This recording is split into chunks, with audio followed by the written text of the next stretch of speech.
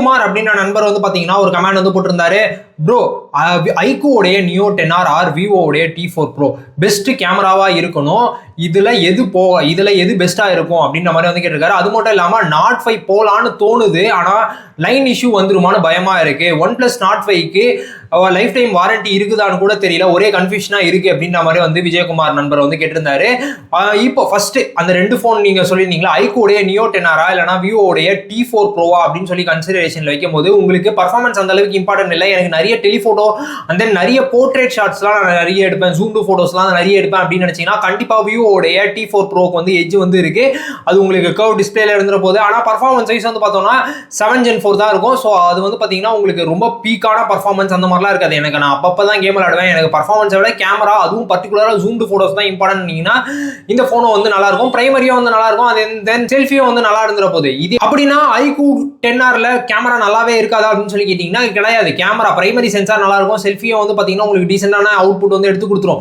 உங்களுக்கு பிரைமரியான இது விஷயம் வந்து என்னன்னா உங்களுக்கு ஜூம்டு போட்டோஸ் டெலிஃபோட்டோ லென்ஸ் வந்து பார்த்தீங்கன்னா விவோல தான் இருக்கு. ஸோ அதனால நீங்க நிறைய ஜூம்டு போட்டோஸ் போர்ட்ரேட் ஷாட்ஸ்லாம் எடுப்பீங்க அப்படின்னா கண்டிப்பா விவோக்கு எட்ஜ் இருக்கு. எனக்கு பர்ஃபார்மன்ஸ் அதுக்கு பிரைமரி இருந்தா போதும் அப்படின்னு நினைச்சீங்கன்னா இதுக்கு போகலாம்.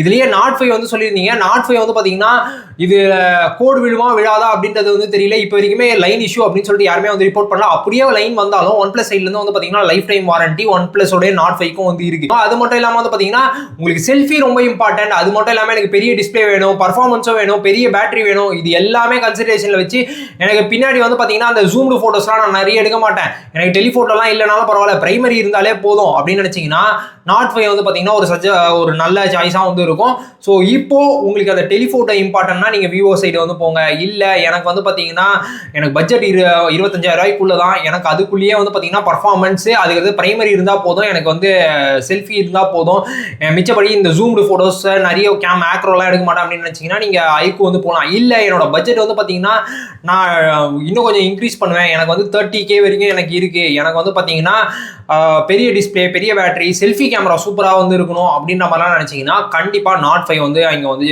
ஒரு நல்ல சாய்ஸா வந்து இருக்கும். இப்போ நீங்க எந்த போனை சூஸ் பண்ணீங்க மறக்காம கீழே கமெண்ட்ஸ்ல சொல்லுங்க.